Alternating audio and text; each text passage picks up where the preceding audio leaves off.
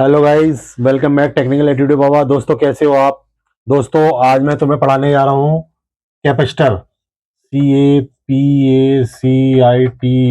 Capacitor.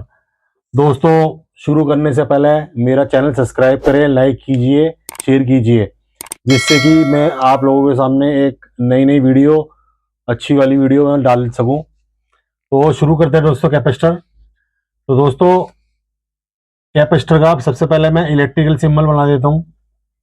Capacitor का symbol ये होता है दोस्तों इंजीनियरिंग ड्राइंग में, यानी इसके दो प्लेटें होती हैं, ठीक है, और इसके दो सिरे होते हैं।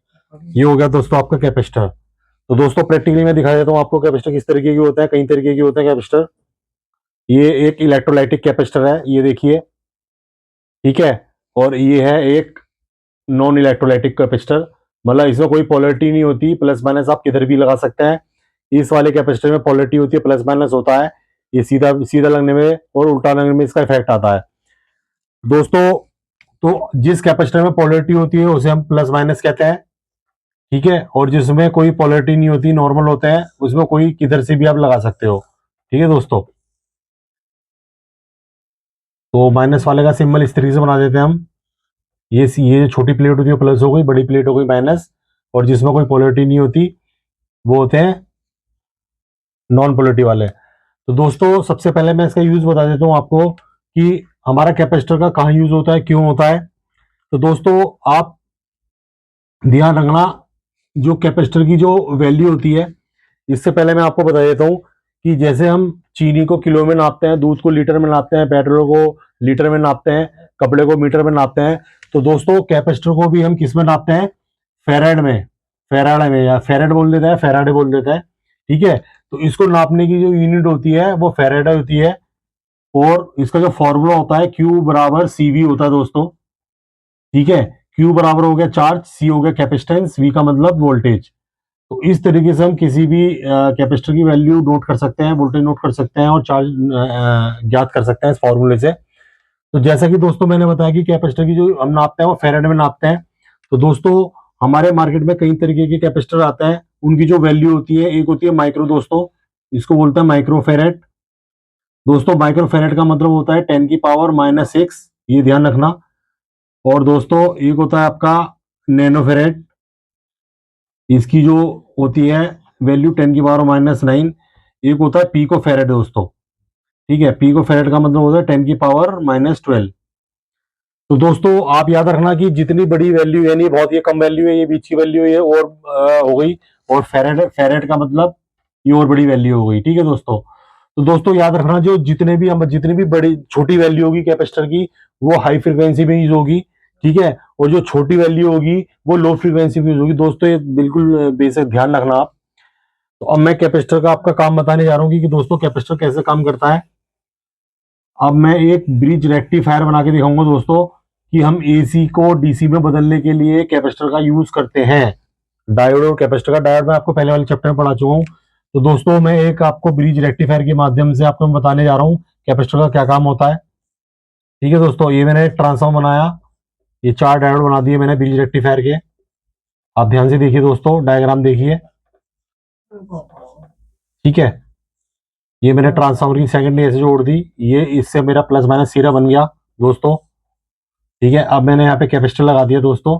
अब मैं कैपेसिटर की वर्किंग बता रहा हूँ दोस्तों। तो दोस्तों जैसे मैंने बताया था आपको, AC की ऐसे साइकिल चलती है, एक 1 साइकिल बनाई। तो दोस्तों यहाँ पे जो मुझे साइकिल मिलेगी AC की, वो ऐसे मिलेगी, ठीक है। क्योंकि एक पॉजिटिव साइकिल में 2 डायोड स्विचिंग करते हैं, तो हमारी इसलिए डबल डबल वेव मिल जाती है, यानी 100 हर्ट्ज की मिल जाती है यहाँ पे। तो अब कैपेसिटर का मैं काम बताएं दोस्तों। जब मेरी हाफ हाफ हाफ वेव आती है तो ये कैपेसिटर पूरा चार्ज हो जाता है दोस्तों। इसको बीच में रोक के मैं एक थोड़ा सा मैं आपको एक एग्जांपल दे देता हूँ, ध्यान से देखिए। सबसे पहले मैंने एक टैब ली, एक इसके अंदर पानी भरा, और इसके ऊपर एक पानी से मैंने भरने की कोशिश करी, ठीक है दोस्तों। तो दोस्तों जब ये पानी इस टैंक में गिरेगा और नीचे दूसरा पाइप हो गया टैप के थ्रू, ठीक है। तो दोस्तों अगर मैं इसको बंद कर दूं तो ये टैंक क्या होगा, इसके थ्रू खाली हो जाएगा। तो ये जो पानी भरा हुआ है चार्ज हो गया, ये जो टैंक हो गया ये हो गया कैपेसिटर, और ये जो ऊपर से हो गया ये हो गया एक्सटर्नल सप्लाई या बैटरी। तो दोस्तों मेरे कहने का मतलब ये है कि अगर आप पानी इसमें डाल के भर देंगे और इसे बंद कर देंगे तो इसमें पानी थोड़ी देर के लिए रुका रहेगा। जब ये पानी सारा इस पाइप के थ्रू निकल जाएगा तो कैपेसिटर खाली हो जाएगा। यानी जब ये पानी भरा हुआ था तो कैपेसिटर चार्ज था, और जब पानी सारा निकल गया तो कैपेसिटर डिस्चार्ज हो गया। तो दोस्तों कैपेसिटर का ये भी मतलब होगा कि ये अपने अंदर बहुत कम समय के लिए एनर्जी स्टोर रखता है। दोस्तों बैटरी और कैपेसिटर का काम यही होता है, एनर्जी स्टोर करना। बट दोनों में अंतर ये है कि जो कैपेसिटर होता है वो बहुत शॉर्ट टाइम के लिए एनर्जी स्टोर करता है, और जो बैटरी करती है वो लॉन्ग टाइम के लिए एनर्जी स्टोर करती है। तो दोस्तों इस तरीके से कैपेसिटर की वर्किंग होती है। अब मैं बता देता हूँ आपको फिल्टर कैसे करता है। दोस्तों जब ये पॉजिटिव साइकिल आती है तो कैपेसिटर चार्ज हो जाता है, ठीक है, और जब नेगेटिव की तरफ ये जाने लगती है तो कैपेसिटर दोबारा से ये, अगर मैं इस तरीके से बनाऊंगा आपको, दोबारा से बना देता हूँ ड्राइंग बना के आप दोस्तों आपको। यहाँ पे कैपेसिटर का क्या रोल है मैं ये बता रहा हूँ आपको ब्रिज रेक्टिफायर में। तो दोस्तों मुझे इस तरीके की वेव मिल गई डायोड के बाद। इस डायोड की 4 डायोड लगाने के बाद मुझे ये मिलता है, ठीक है दोस्तों।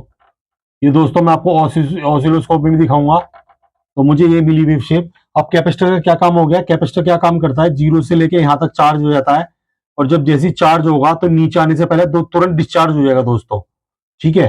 तो इस तरीके से मेरी चार्जिंग डिस्चार्जिंग की ये बार बार होती रहेगी। यानी मुझे क्या मिलेगा, आप ये सारा हट जाएगा दोस्तों, कैपेसिटर इस सारे को हटा देता है। केवल मुझे ऊपर एक रिपिल, थोड़ी सी रिपिल डीसी प्राप्त हो जाती है ये कैपेसिटर लगाने से। यानी मेरा एक सिरा नेगेटिव हो जाता है और ये वाला सिरा पॉजिटिव हो जाता है। तो दोस्तों हम यहाँ पे इंडक्टर और एक कैपेसिटर और लगाने से हम इसको और थोड़ा स्मूथ कर सकते हैं ऐसे, तो आपको बिल्कुल एक डीसी मिल जाती है। तो दोस्तों कैपेसिटर का एक काम ये भी होता है कि एसी को डीसी में बदलता है। वो कैसे बदलता है मैंने आपको बता दिया है। सबसे पहले हम 4 डायोड लगा के हम एक रिपे ये वाली वेव शेप ले लेते हैं 100 हर्ट्ज वाली, और फिर कैपेसिटर लगाने के बाद ये क्या करता है, इसे नीचे नहीं आने देता, ऊपर ही ऊपर इसको ऊपर ही ऊपर चार्जिंग डिस्चार्जिंग होती रहती है दोस्तों। जैसा पानी ऊपर तैरता है ना मछली, ऐसी नीचे डूबती नहीं है, इसी तरीके से ये पानी में ऐसे डीसी बना जाता है दोस्तों। दोस्तों एक तो हो गया आपका एसी से डीसी बदलना। अब फिल्टर का भी काम बता दिया मैंने आपको। दोस्तों एक होता है इसका पावर फैक्टर मेंटेन करने के लिए।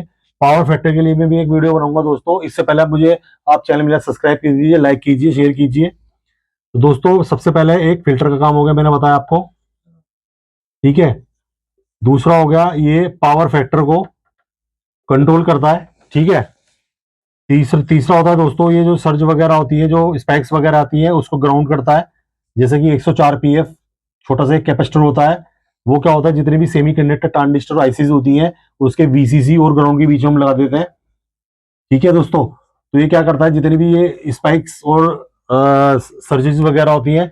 अच्छा दोस्तों स्पाइक्स और सर्जेस के बारे में मैं आपको बहुत अच्छी वीडियो बनाने वाला हूँ। प्लीज मेरा चैनल सब्सक्राइब कीजिए, लाइक कीजिए।